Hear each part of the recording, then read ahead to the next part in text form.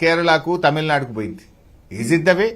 మీకు రాష్ట్రం ముఖ్యమా, రాష్ట్ర ప్రజలు ముఖ్యమా, ఈ శాసనసభ ప్రతిష్ట ముఖ్యమా, మీ కేరళ ఎలక్షన్స్ ముఖ్యమా? ఇలా సభలో అన్ని నాటకాలే. ఏది చర్చిద్దామన్న అటెన్షన్ డైవర్షన్ పాలిటిక్స్. సభలో నాటకాలు జాలేయట, ఇంకా పోయి రవీంద్ర భారతిలో నాటకాలు వేసిండ్రు. అరే ఉన్న టైమే తక్కువ, సభలో మాట్లాడదాము అంటే లేలే గేమ్స్ ఉన్నాయి 4 గంటలకు అసెంబ్లీ ఖతం, నాటకాలు ఉన్నాయి 4 గంటలకు అసెంబ్లీ ఖతం. ఇవాళ సభలో చేసే నాటకాలు జాలేయటగా బయట పోయి నాటకాలు చేసిండ్రు. ఇలా బిజినెస్ కు సమయం సరిపోతలేదు, అసెంబ్లీ పని దినాలు పెంచండి అంటే పని దినాలు పెంచరు.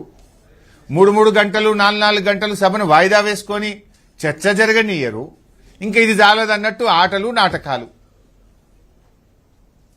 అంటే మీ సభా సమావేశాలు జరగకుండా మీ సరదాలు తీర్చుకోవడానికి సభను గాలికి వదిలేసిండ్రు.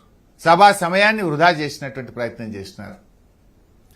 పొంగులేటి గారి అవినీతిని మేము సాక్ష్యాధారాలతో సహా బయట పెడితే ప్రజల దృష్టి మరల్చడానికి డైవర్షన్ పాలిటిక్స్. సభా సంఘం అడిగితే దానికి విలువే లేదు, ఏ సభా సంఘం పనికిరాదు. మీరు సభా సంఘం ని తక్కువ చేయడం అంటే శాసనసభను తక్కువ చేయడం, అసెంబ్లీకి శాసనసభ్యులకు ఉన్న గౌరవాన్ని తగ్గించడం. శాసనసభా సంఘం అంటే ఏంటి? అన్ని పక్షాలతో అన్ని రాజకీయ పార్టీల శాసనసభ్యులతో ఏర్పడేదే శాసనసభా సంఘం. అంటే మీరు శాసనసభ గౌరవాన్ని, సభ్యుల గౌరవాన్ని, ప్రతిష్టను తగ్గించే విధంగా సభా సంఘం వెయ్యము, సభా సంఘం దండగా అనే రీతిలో ప్రభుత్వం సమాధానం ఇస్తా ఉంది.